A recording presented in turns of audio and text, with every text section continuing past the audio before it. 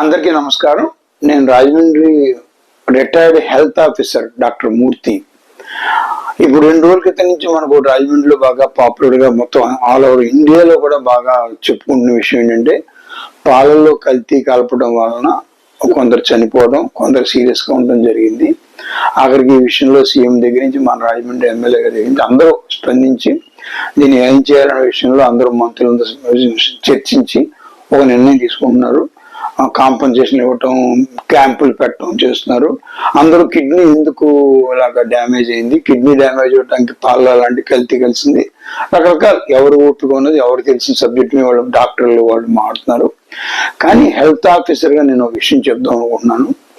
95 నేను దాదాపు రాజమండ్రిలో 95 అప్పట్లో ఇలాంటి కల్తీ కేసులను వచ్చినప్పుడు ఎలాగైనా మీరు డిస్కస్ చేసుకుంటే రాజమండ్రి కాదండి, కాకినాడలో జిల్లా హెడ్ ఉంటుంది.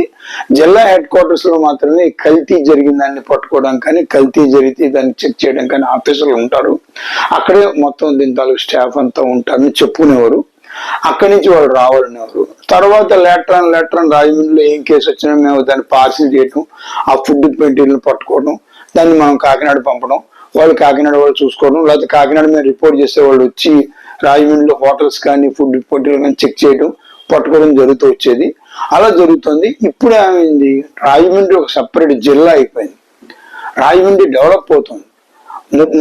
ఒక 3 నుంచి 10 కిలోమీటర్లు వెడల్పు ఉన్న రాజమండ్రి ఈ రోజున 34, 3000 కిలోమీటర్లు వెడల్పు, 3000 మీటర్లు వెడల్పు కూడా ఇంకా పెరుగుతా పోతా ఉంది.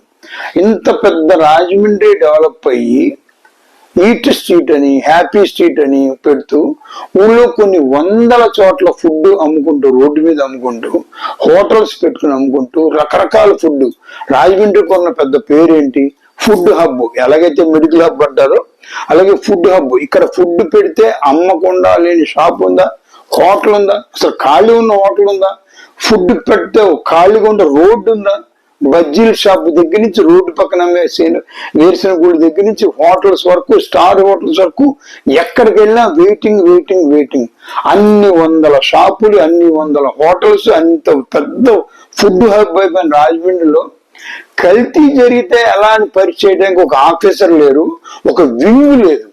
ముందు అర్జెంట్ గా రాజమండ్రిలో మనం చేయాల్సింది ఏంటంటే ఒక సెపరేట్ గా ఒక వింగ్ ఏర్పాటు చేయాలి. ఆ వింగ్ పని ఏంటంటే కల్తీ గురించి ముందు ఎన్ని వార్డులు ఉన్నాయి, ఇప్పుడు ప్రస్తుతానికి 50 ఉన్నాయి, ఇంకా పెరుగుతాయి వార్డులు. ఒక 5 వార్డులకు ఒక ఆఫీసర్ ఉండాలి, వీళ్ళ మీద ఒక సూపర్వైజర్ ఉండాలి, వాళ్ళ మీద సెపరేట్ ఒక ఆఫీసర్ ఉండాలి, వాళ్ళ మీద కమిషనర్ గారు, కలెక్టర్ గారు, లేకపోతే హెల్త్ ఆఫీసర్ గారు ఎవరో ఒక దాని మీద మానిటరింగ్ చేసేట్టుగా ఉండాలి. అప్పుడు కదా ఫుడ్ అమ్మే వాళ్ళకి భయం ఉంటుంది. ఎందుకు మనం తుపాకీ లైసెన్స్ అందరికి ఇవ్వని తెలుసా మీకు? ఎవరు పడితే ఆ తుపాకీ కోపం వచ్చాడు వాడేస్తే ప్రమాదం అని. అంతకన్నా ప్రమాదం ఫుడ్ లైసెన్స్ ఇవ్వటం. వాడు ఇష్టం వచ్చిన హ్యాండిల్ చేసి తేడా చేస్తే ఎంతమందికి ప్రాణం ప్రమాదం. ఈ రోజు కొంతమందితో వచ్చింది. అదే కానీ కంపెనీలో కల్తీ జరుగుంటే మన డిఐజీ గారు ప్రకటించారు, ఆ క్యాన్ మాత్రమే కల్తీ జరిగింది కాబట్టి మన అదృష్టంతో బయటపడ్డాం, వాడు ఒక్కడే చేసేది తప్పని. అదే కానీ ఒకవేళ పాల ఫ్యాక్టరీ చేస్తుంటే ఎంతమందికి ఎంతమంది ప్రాణానికి ఇబ్బంది అయ్యేది.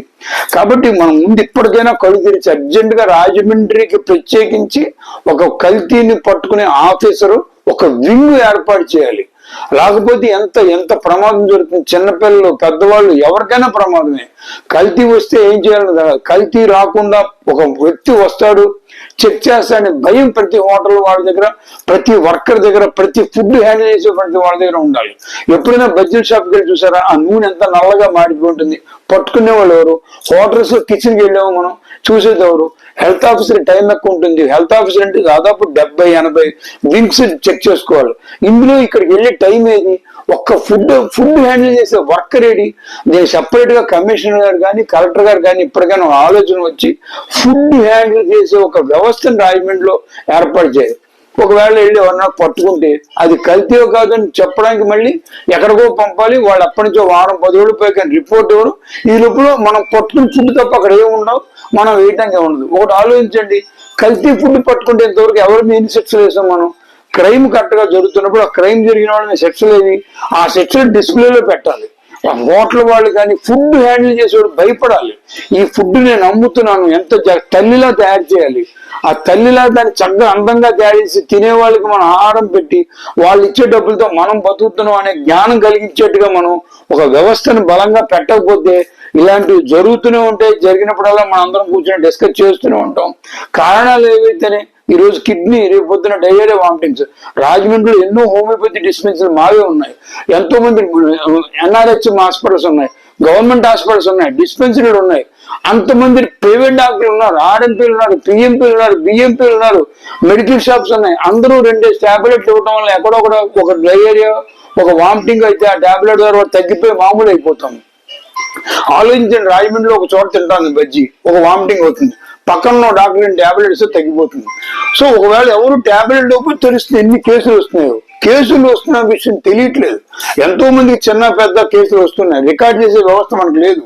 కేసు రాగానే డీల్ చేయడం తప్ప కేసు మనం రికార్డ్ చేసి మన మున్సిపల్ కార్పొరేషన్ కానీ గవర్నమెంట్ కానీ ఇన్ఫార్మ్ చేసే వ్యవస్థ మనది లేకపోవడం వలన ఎన్ని కేసులు వామిటింగ్ అవుతున్నాయి, ఎన్ని మోషన్స్ అవుతున్నాయి. అది కారణం ఏంటి? ఫుడ్ ఎలక్ట్రేషన్ ఎక్కడ జరుగుతుందో మేము కనిపెట్టలేకపోతున్నాం. ఎప్పటికైనా బలమైన ఒక వ్యవస్థను రాజమండ్రిలో పెడితే మన ఎమ్మెల్యే గారు, కమిషనర్ గారు, కలెక్టర్ గారు కూర్చొని ఆలోచించి రాజమండ్రిలో వ్యవస్థ పెడితే ఇలాంటి కల్తీ రాదు. రాబోయేది పుష్కరాలు, ఎంత ప్రమాదం ఆలోచించండి. ఏదైనా మొన్న శివరాత్రికి కొన్ని వేల మంది ఫుడ్ పంచిపెట్టాం, కొన్ని వేల మంది ఫుడ్ పంచిపెట్టారు. అసలు ఎప్పుడైనా మనం ఫుడ్ పంచిపెట్టే మనం చెక్ చేసామా? చేయడం జరిగిందా? ఎక్కడా చేయలేము మనం. కానీ దేవుడి దయ వల్ల మనం ఎవరికి ఏం ప్రమాదం జరగదు కూడా. కానీ ఎందుకైనా మంచి వ్యవస్థ మాత్రం బలంగా లేకపోతే ఎప్పటికైనా ప్రమాదం జరుగుతుంది. ఎప్పటికైనా పెద్దలందరూ అంటే ఎమ్మెల్యే గారు, కమిషనర్ గారు, కలెక్టర్ గారు, హెల్త్ ఆఫీసర్ గారు డిస్కస్ చేసుకుని ఒక వ్యవస్థను వెంటనే ముందు ఏర్పాటు చేయకపోతే ఈ కల్తీతో వచ్చే ప్రమాదం ఆపడం మన వల్ల కాదు. అందరూ ఈ విషయాన్ని అర్థం చేసుకున్నాను కోరుతున్నాను. Thank you to everybody.